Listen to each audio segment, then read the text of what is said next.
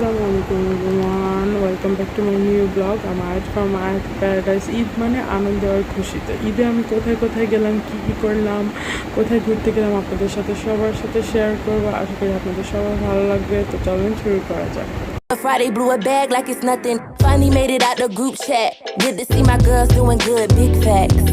তো সেদিন actually suddenly plan হয়ে গিয়েছে, ঈদের মধ্যে কোথাও বের হওয়া হয়নি। আমার বাচ্চারাও অনেক কান্নাকাটি করতেছিল, তো তাদের জন্য অ্যাকচুয়ালি ঘুরতে যাওয়া। তো সেদিন অনেক গরম ছিল।